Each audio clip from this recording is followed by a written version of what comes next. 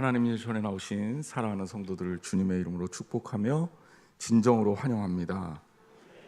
다음 주가 우리가 추수감사주일로 지키는 11월 셋째 주입니다. 저는 감사주일이 오면 감사주일 한 주 전에 감사주일 설교를 합니다. 오늘 말씀도 감사에 관한 설교를 할 겁니다. 그리고 다음 주는 우리에게 특별한 순서가 있죠. 여러분 주보에 아마 봉투도 있고 엽서가 있을 거예요. 2주 연속 엽서가 아마 들어갔을 텐데, 이 엽서는 여러분 집에서 잘 간직하라는 얘기가 아니라 다음 주에 우리 사랑하는 가족들, 누군가 교회에서 함께 예배하고 싶은 분들을 초대하라는 의미로 드린 겁니다. 근데 정 보관하고 싶으시면 특별히 얘기하셔서 추가로 가져가세요. 자, 그 다음에 우리가 다음 주에 드리는 3부 예배는 좀 특별한 예배입니다. 우리가 일반적으로 이렇게 드리는 예배가 아니라 1시간 예배를 드린다고 했을 때 찬양이 한 45분 정도 될 거예요. 설교는 5분에서 10분, 이 정도로 진행이 될 예정입니다. 그리고 이 찬양으로 예배를 드리는 몇 가지 이유 중에 하나는 타이틀이 온 가족이 함께 드리는 찬양 축제잖아요. 그러니까 온 가족이 함께 예배드리기 위해서입니다. 제가 설교를 하면 아이들은 굉장히 힘들어합니다. 그러니까 아이들이 덜 힘들 수 있게 또 예배한다는 의미도 있고, 또 찬양은 우리가 함께 모두가 할 수 있는 감사의 표현이잖아요. 그래서 다음 주는 가족들이 함께 모여서 드리는 찬양 예배가 될 겁니다. 보통 우리나라에 복음이 처음 들어왔을 때 우리나라가 그런 거였잖아요. 남녀 7세 부동석. 그래서 예배 드리는 장소가 따로따로 있었어요. 그래서 교회가 이 기역자 형태로 돼 있었습니다. 강대상이 가운데 있고, 이쪽 바라보면 남자들 앉는 쪽, 이쪽 바라보는 여자들 앉는 쪽. 그래갖고 아예 입구가 달랐어요. 그러니까 그런 것들이 습관이 되신 분들은 지금도 부부가 예배를 드리러 오면 따로따로 앉아요. 근데 뭐 따로따로 앉는다고 제가 뭐라 그러는 게 아니라 일단 오시는 게 중요한데, 그래도 다음 주 드리는 예배만큼은 가족들이 함께 예배 드릴 수 있었으면 좋겠다. 여러분 자녀들, 손자들 혹시 있으면 같이 한번 예배 드리는 것도 좋은 경험이잖아요.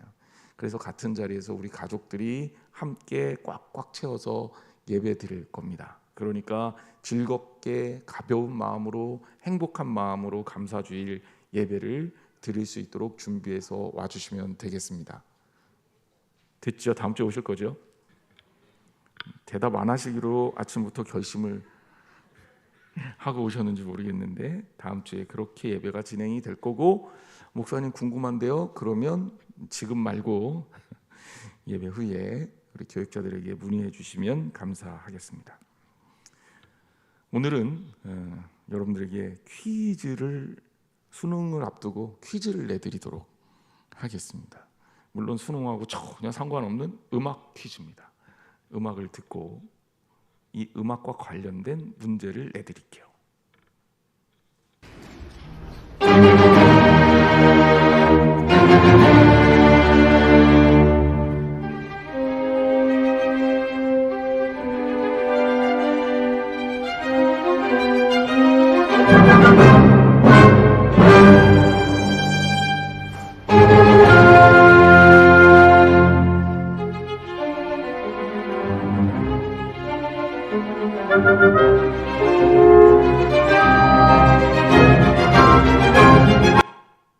여기까지. 자, 이 곡은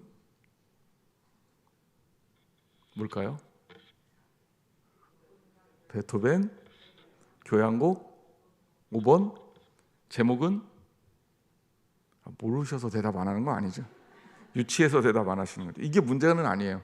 베토벤 교향곡 5번, 제목은 운명의 1악장의 제일 첫 부분입니다. 자, 연문희 집사님 앞에서 이런 얘기 하려니까 좀 그런데, 자, 이제 문제가 이 문제예요. 이 문제. 이 제목을 묻는 문제가 아니라, 이 교향곡은 베토벤이 이렇게 연주하라고 표시를 해놨는데 뭐라고 표시해 놨을까요? 갑자기 조용해지셨네요. 혹시 음악 전공하신 분들 모르시겠어요? 네, 저도 잘 몰라서 악보를 사실 찾아봤습니다. 악보를 찾아보니까 악보에 이렇게 써 있습니다. Fifth 심포니 이렇게 돼 있고 그 아래에 제가 파란색 박스로 처리를 해놨는데 뭐라고 써 있냐? 알레그로 콘 브리오라고 써 있고요. 알레그로 콘 브리오라고 써 있고 그 옆에 있는 이 콩나물 표시는 그 빠르기 표시입니다. 그러니까 알레그로는 빠르게라는 뜻이에요. 빠르게. 콘 브리오는 뭘까요? 옥수수처럼 뭐 이런 건 아니죠. 예. 콘이 옥수수니까. 근데 팝콘처럼 하면 말이 될 것 같아요. 외울 때 그렇게 외우면 될 것 같은데 생기 있고 기운차게라는 뜻입니다. 이게 오늘 설교랑 무슨 얘기가 연관이 있을까? 사실 저 같은 음알못들은 음악을 잘 알지 못하는 사람을 음알못이라고 합니다. 예, 요즘 젊은 친구들이 쓰는 말이에요.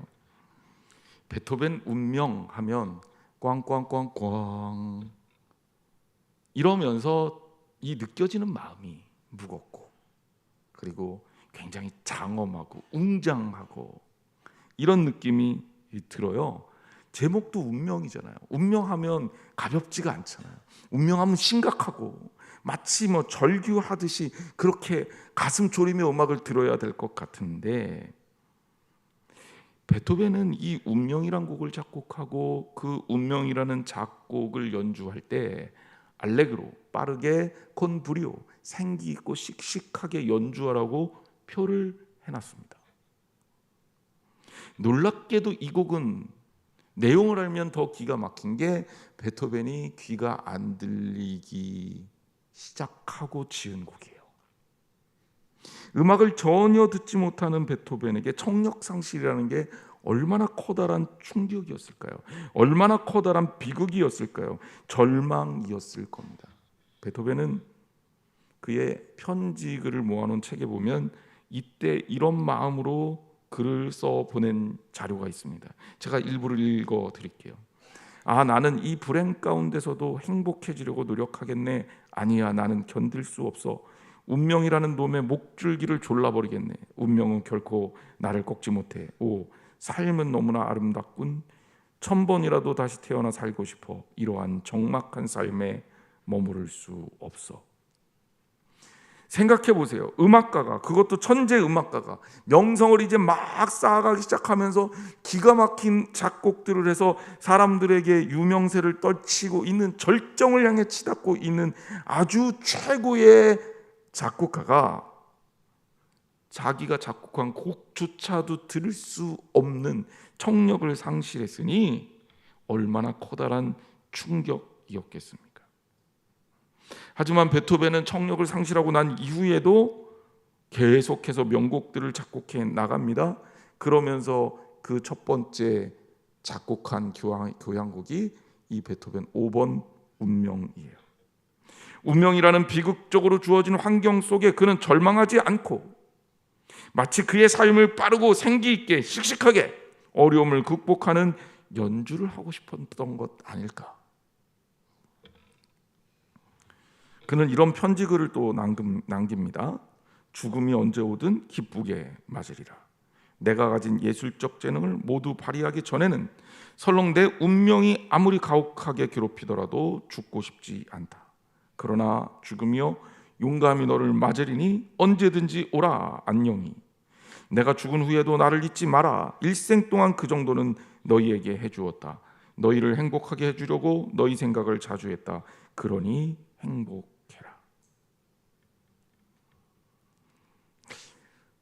지금 제가 이런 아이디어를 얻게 된 것은 문화웹진 채널 예스의 김수영 씨 글을 읽고 참고한 겁니다. 저는 이 글을 읽으면서 그런 생각을 했습니다. 오늘 우리 감사주의를 앞두고 있는 우리 성도들과 이 이야기를 좀 서두에 나눠야 되겠다. 우리는 우리의 삶을 바라보며 절망과 어려움과 갈등과 고민에 쌓여 있을 때가 있습니다. 그럴 때 우리는 그 어려움 앞에서 너무 쉽게 무너지곤 합니다. 감사주의를 맞이하면서 어쩌면 그런 생각을 갖고 있는 분들이 있을지 몰라요. 목사님, 감사요? 감사요? 감사는 좋은 일 있을 때나 하는 거지. 이렇게 힘들고 어려운데, 이렇게 내 삶이 괴로운데, 마음에 불이 나고 갈등이 생기는데 어떻게 감사를 합니까? 그런데 조금 관점을 바꿔서 좀 생각해 봤으면 좋겠어요. 베토벤의 이야기를 좀 해볼까요? 그는 천재 음악가였습니다. 청력이 떨어졌을 때를 생각해 보자고요. 그가 청력이 떨어지기 이전에 음악가로서 명성을 얻을 수 있는 것은 그의 온전한 재능과 노력과 의지만으로 됐었던 걸까요? 여러분은 베토벤처럼 노력하면 베토벤 같은 작곡가가 될 수 있겠습니까? 저는 어려울 것 같습니다. 그렇다면 그거는 뭐예요? 하나님께서 그에게 주신 재능이라는 거죠. 그러면 비록 청력을 잃었지만 내가 오늘 이 자리까지 오게 한 하나님의 은혜를 기억한다면 그가 감사할 수 있지 않을까요? 청력을 잃었음에도 불구하고 그 내면에 아름다운 곡을 작곡할 수 있도록 그 마음을 주시고, 귀로는 못 듣지만 마음으로 음악을 할 수 있는 능력을 주셨다면 그것이야말로 축복이 아닐까요? 오히려 베토벤의 명곡들은 청력을 잃은 후에 깊이가 더해지고 멋지게 작곡이 나옵니다. 우리도 마찬가지예요. 매일매일 살면서 우리는 어렵고 힘든 일만을 마주합니다. 많은 사람들이 그런 일들은 더 과장해서 받아들이는 경향이 있습니다. 실제로 내가 당하는 수많은 어려움 중에 내가 해결할 수 있는 게 얼마 안 돼요. 대부분 그냥 주어지는 경우가 참 많아요. 시간이 지나면 없어지고 해결되는 경우도 참 많습니다. 그런데 우리는 어려운 일을 마주할 때마다 자꾸 이것들에 대한 소유만 따지고 이 문제만 바라보니까 정작 감사해야 될 내 존재는 보이지 않는 겁니다. 우리는 내가 가지고 있는 것들 가지고 남들하고 비교합니다. 그리고 나보다 더 많이 가지고 있는 사람보다 내가 못 가졌기 때문에 불행하다고 불평합니다. 그러나 여러분, 우리를 이 자리까지 이끌어 주시는 하나님의 사랑과 그 은혜를 생각해 보세요. 충분히 우리 하나님 안에서 감사할 수 있습니다. 어느 날 뜬금없이 이런 고민을 했었던 적이 있습니다. 저는 어렸을 때부터 날고 싶었거든요. 그래서 망토를 두르고 뛰어내리는 것도 해봤습니다. 그러다가 다치기도 해봤습니다. 날개가 있었다면 얼마나 좋을까 생각 안 해보셨어요? 슈퍼맨처럼 날 수 있었으면 얼마나 좋을까. 새들은 날아다니는데, 그리고 천사들도 날개가 있어서 날아다니는데, 그런데 저는 살면서 한 번도 날개가 없어서 하늘을 못 나는 거에 대해서 불평한 적은 없어요. 부러워는 했지만. 왜 내가 날개가 없는 것은 고통과 절망의 대상이 안 될까요? 여러분 얼굴을 보니까 참 목사님 이상한 생각도 많이 했구나, 이런 표정. 제가 좀 그렇죠. 근데 제가 두 가지 결론을 냈어요. 첫째, 내가 날개가 없어도 불행하거나 슬프거나 아프거나 괴롭거나 짜증나거나 분노가 차오르지 않는 이유는 주변 사람들을 다 보니까 주변 사람들도 날개가 똑같이 없네. 다른 사람도 없기 때문에 내가 괜찮은 거예요. 아, 다른 사람도 없는데 굳이 내가 없다고 해서 속상해하지 말자. 사람들이 희한하죠? 다른 사람들이 안 가지고 있으면 내가 없다 그래서 불행하지 않은데, 남들이 다 가지고 있으면 내가 불행하다고 느껴요. 아마 여러분들은 다 날개가 있는데 나만 날개가 없으면 저는 굉장히 절망할 거예요. 여러분들은 다 날라서 교회 왔다 갔다 하는데 저는 이렇게 걸어 다녀야 되면 굉장히 짜증날 거예요. 그렇지 않겠습니까? 그리고 날개가 없어도 괜찮은 이유는 이게 본질적인 이유인데, 우리가 인간이기 때문에 그래요. 나라는 존재가 인간이기 때문에 날개가 없어도 괜찮은 겁니다. 원래 인간은 그런 거니까. 제가 이 이야기를 왜 합니까? 다른 사람들이 내가 무엇을 가졌냐라고 자꾸 다른 사람과 비교하면 우리는 불행할 수밖에 없어요. 왜? 나보다 더 가진 사람들은 끊임없이 나타나요. 기가 막히게 나타나요. 그런데요, 내 존재를 보면, 나라는 존재를 보면, 나라는 존재, 하나님께서 만드신 나라는 그 사람 자체를 보면 우리는 불평할 게 없어요. 왜냐하면 하나님께서 내게 예수님의 피값으로 아름다운 나를 선물해 주셔서 이 땅에 이렇게 존재하고 있기 때문입니다. 더 나아가서 그 하나님은 우리의 미래도 우리에게 약속해 주시고 있기 때문입니다. 그러므로 여러분, 소유를 보지 마시고 우리에게 지금 나를 주신 하나님의 은혜와 그 존재의 아름다움을 마음에 품기를 주님의 이름으로 축원합니다. 자, 오늘 본문으로 들어갑니다. 오늘 본문에 보면 하나님이 이슬 같다라는 표현이 나옵니다. 저는 사실 감사주일 설교를 준비하면서 11월이 되면서 어떻게 우리 교인들과 감사에 관한 이야기를 나눌까 3주 전부터 고민을 했는데요. 그때 이 구절을 읽으면서 마음 가운데 와 닿아서 이 구절을 마음에 품고 다녔어요. 주님이 우리에게 이슬 같다. 내가 이스라엘에게 이슬 같으리니. 너무 귀한 말씀이잖아요. 그래서 이 말씀을 품고 이 의미가 어떨까 이렇게 다녔는데 자꾸 옛날에 들었던 노래가 생각이 나는 거예요. 학창 시절에 제가 최성수라는 가수를 좋아했거든요. 그 최성수가 풀립사랑이라는 노래를 불렀어요. 가사에 이슬이 나와요. 그대는 풀립, 나는 이슬. 그죠? 왜 이슬이 그 얘기가 나는지 모르겠어요. 누구는 딴 이슬이 생각나는 분이 있을지도 모르겠는데, 근데 제가 이 얘기를 하려는 겁니다. 그때 제가 이 노래 가사를 들었을 때, 아니 뭐 식물원 원장님도 아니고 노래는 좋은 것 같은데 마음에 와닿지는 않아요. 풀립과 이슬이 뭐 어쩌다고. 근데 성경에도 이렇게 써 있네요. 주님이, 하나님이 우리의 이슬 같다라는 표현.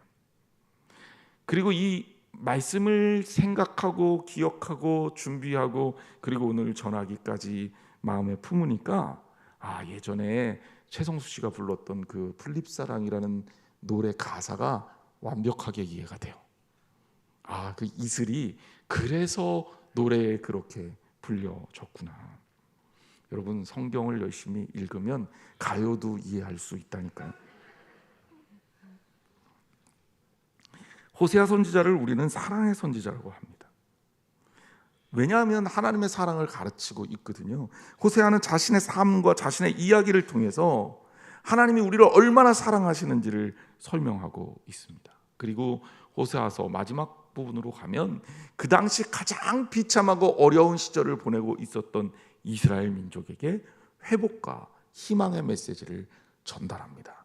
그 회복과 희망의 메시지에 가장 아름다운 노랫말처럼 쓰여 있는 구절이 바로 여러분들과 저희가 읽었던 이 하나님이 이슬 같으리니 라는 말씀입니다. 이 말씀을 통해 우리 함께 하나님의 은혜를 경험하는 귀한 시간 되기를 주님의 이름으로 축원합니다. 자, 그러면 우리가 좀 더 성경으로 들어가서 이슬과 같은 하나님이라는 것은 무슨 뜻일까요? 호세아서 14장 5절 말씀을 우리가 다시 한번 좀 읽어봅니다. 우리 같이 한번 읽어볼까요? 시작.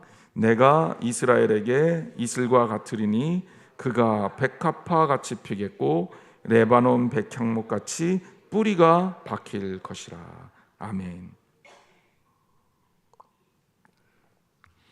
이스라엘 민족들이 살았던 팔레스틴 지역 가나안 땅은요, 생명체가 살기가 그렇게 녹록한 땅이 아닙니다. 왜냐하면 건기가 있고 우기가 있어서 아예 뚜렷하게 둘로 딱 나뉘어 있고요. 건기에는 비가 오지 않으니까 굉장히 척박한 땅이 됩니다.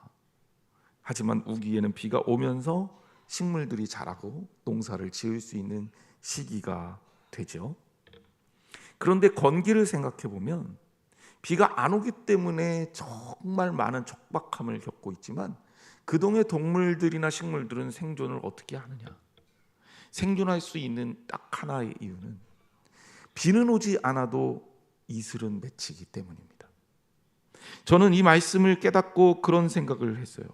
세상 사람들은 비를 바라고 장대 같은 비를 바라고 그것을 통해 즐거워하지만 우리 하나님은 변함없이 매일매일 이슬과 같이 우리에게 내려주시는 거예요. 그리고 생명은 이슬을 통해서 살아나는 겁니다. 우리에게 비가 안 오는 건기도 있고 비가 많이 오는 우기도 있습니다. 우리 인생에 오르막이 있거나 우리 인생에 내리막이 있을 수 있어요. 눈에 보이는 좋은 일이 있으면 열광하고 행복해 하지만 눈에 보이는 나쁜 일이 있을 때는 우리는 금방 실망합니다. 하지만 우리가 알아야 될 것이 있어요. 우리 주님이 주시는 이슬은요, 좋은 때나 나쁠 때나 건기나 우기나 오르막이나 내리막이나 변함없이 내린다는 사실입니다. 그것이 우리를 살게 하는 거예요. 하나님의 은혜는 변하지 않아요. 조건에 따라 바뀌지 않아요. 하나님의 은혜는 늘 언제나 그렇게 아름답게 내립니다. 하나님의 은혜는 한결같은 거예요. 내가 이스라엘에게 이슬과 같으리니, 내가 우리 한양제일교회에게 이슬과 같으리니, 내가 우리 누구누구 한 사람에게 이슬과 같으리니 라고 하나님은 그 베풀어 주시는 은혜를 우리에게 설명하고 있는 거예요. 여러분, 얼마나 축복된 말씀입니까? 주님의 은혜의 이 한결같음을 주님 기억하시기를 주님의 이름으로 축원합니다. 자, 이슬을 받는 우리는 어떨까? 어떻게 살게 되느냐? 어떤 모습의 회복이 일어나느냐? 본문은 말씀을 이어갑니다. 내가 이스라엘에게 이슬과 같은데 그 이슬과 같음으로 나는 어떻게 되느냐? 백합화 같이 필 것이고 레바논의 백향목 같이 뿌리가 박힐 것이라.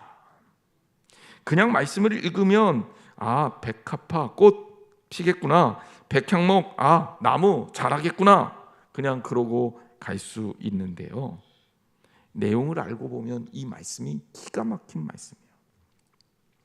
자, 비유를 들은 거잖아요. 이슬을 받은 이스라엘이 백합화 같이 필 것이다. 이 백합화라는 게 과연 어떤 걸까? 한 송이 백합화, 하얀 백합화, 그걸 말하는 걸까? 그거면 설명을 제가 따로 안 하겠죠. 저도 알고 여러분들도 아는 거니까. 이 백합화라는 의미를 알기 위해 히브리 원어 성경을 찾아보니까 원어상으로 이 부분은 쇼산나라는 단어가 적혀져 있었습니다. 그러면 쇼산이라는 단어가 백합이라는 뜻으로 번역이 된 건데, 쇼산은 무엇일까? 이것은 한 송이 백합 같은 그런 느낌의 단어가 아닙니다.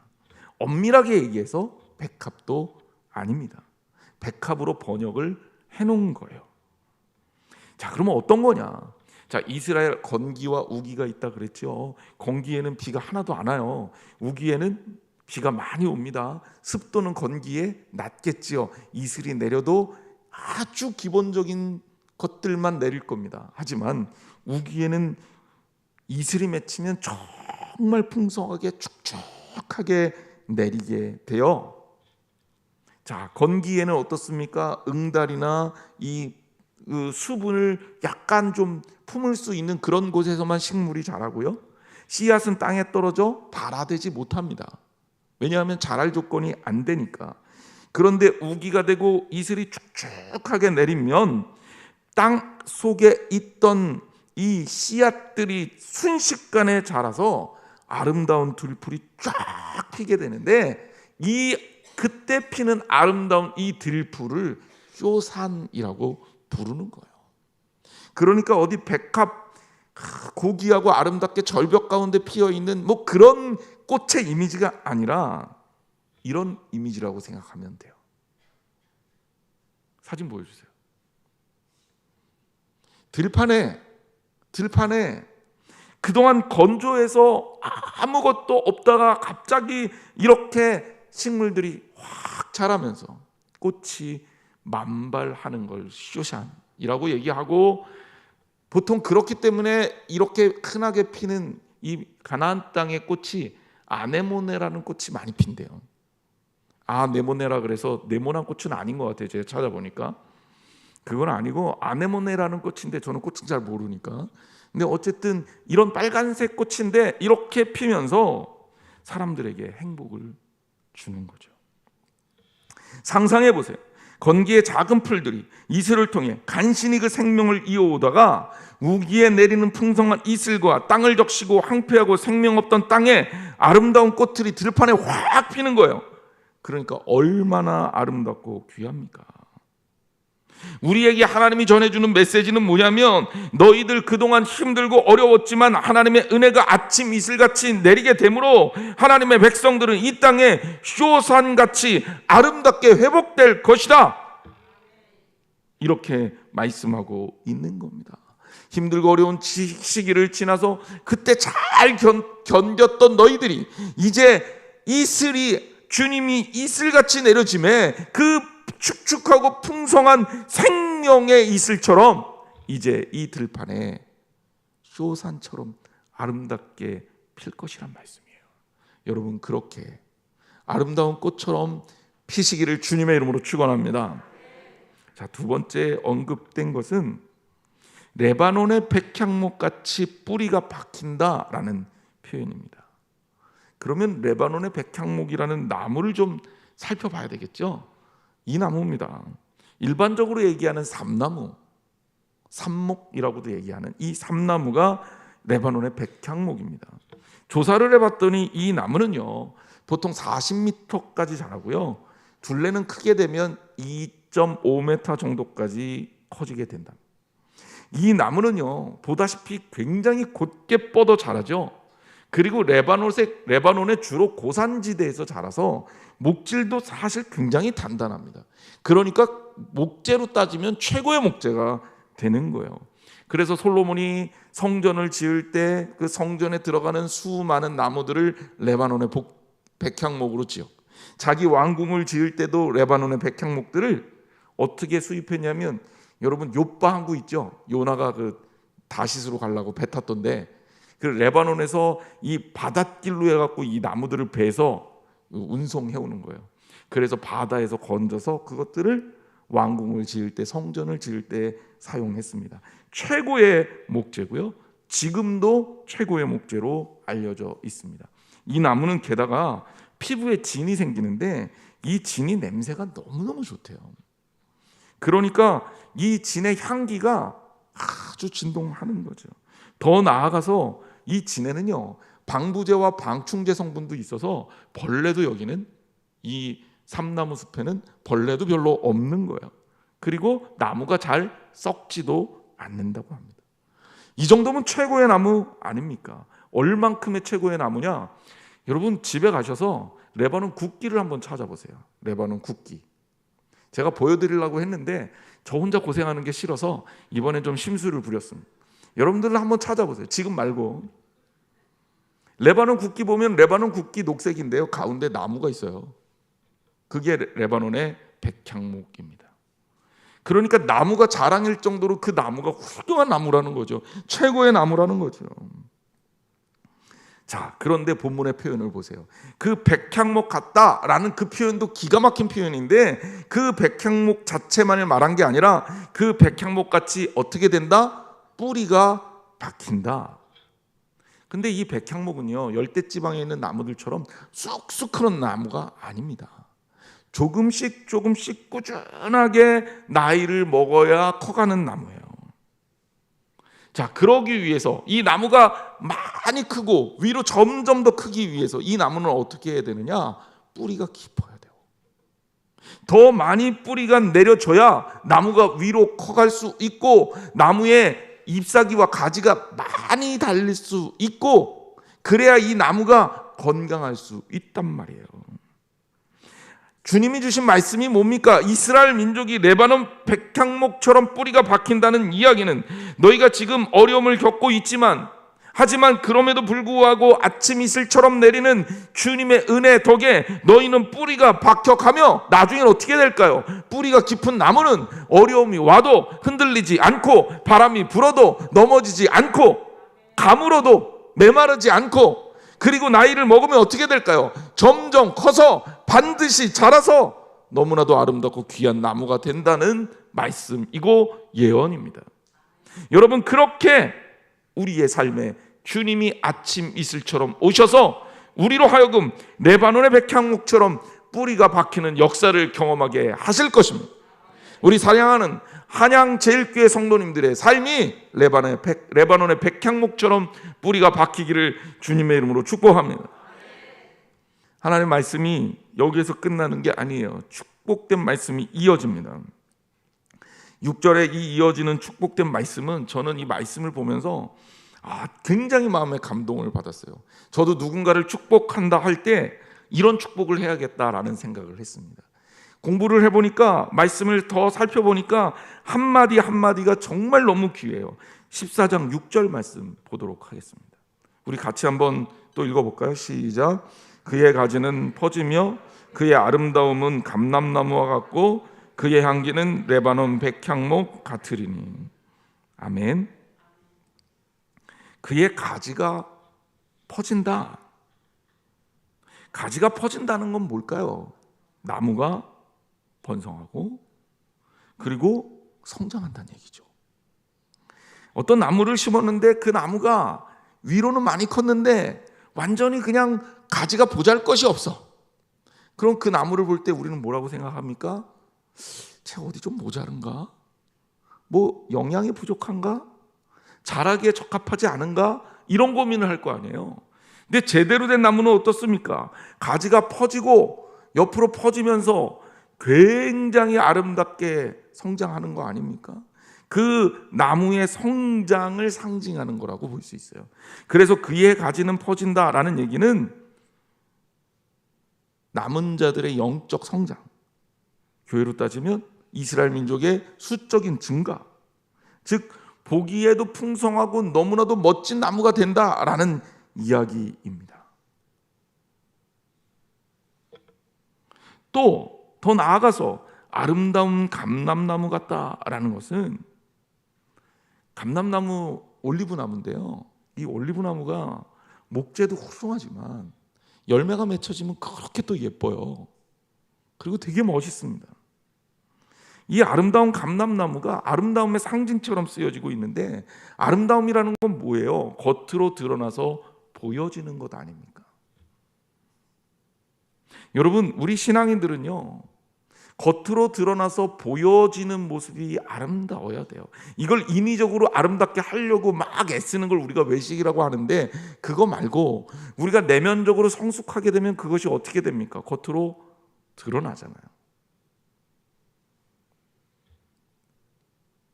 영화 킹스맨에서 아주 유명한 말이 나오죠. Manners makes man.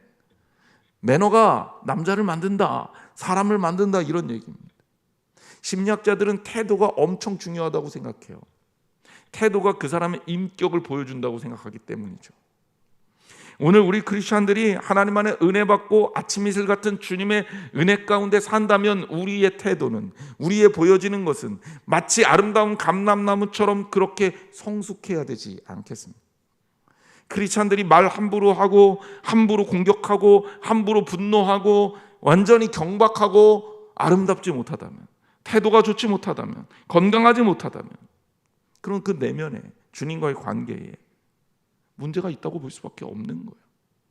여러분, 여기 본문 말씀처럼 그 아름다움이 감람나무와 같은 그 내면과 보여지는 외연이 주님 앞에서 건강하고 성숙한 여러분들이 되시기를 주님의 이름으로 축원합니다.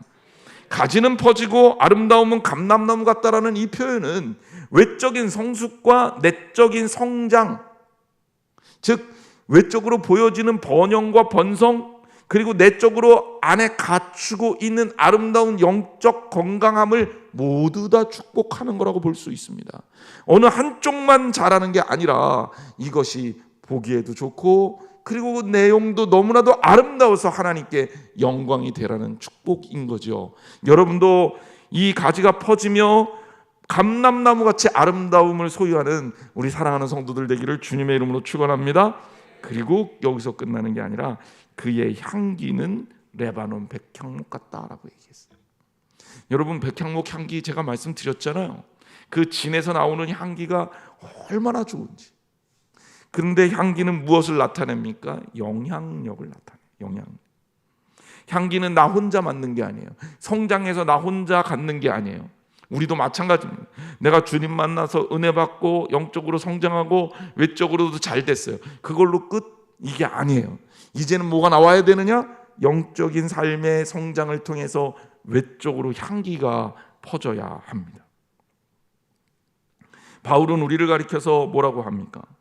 고린도후서 2장 15절에 보면 구원받는 자들에게나 망하는 자들에게나 하나님 앞에서 그리스도의 향기다 라고 못을 받고 있습니다. 어떻습니까? 주님께서 주시는 축복이 어떻습니까? 성장하고 성숙하고 더 나아가 그렇게 건강함으로 말미암아 다른 이들에게 아름다운 향기를 전달할 수 있는, 그래서 정말 우리를 통해 그리스도의 향기를 품을 수 있는, 나타낼 수 있는 저와 여러분이 되시기를 주님의 이름으로 축복합니다. 그것이 바로 주님이 이슬이 되셔서 우리에게 주시는 축복입니다. 그러니 축복받은 하나님의 자녀의 삶을 살며 우리가 어떻게 감사하지 않을 수 있겠느냐는 말입니다. 말씀은 더욱 아름답게 이어집니다. 7절 말씀 보세요. 그 그늘 아래 거주하는 자가 돌아올지라. 그늘이라는 것은 이 이스라엘 지역 가운데 굉장히 의미심장합니다. 건기에 나무에 그늘이 있으면 거기에는 쉼터가 돼요. 생명이 성장할 수 있는 바탕이 돼요.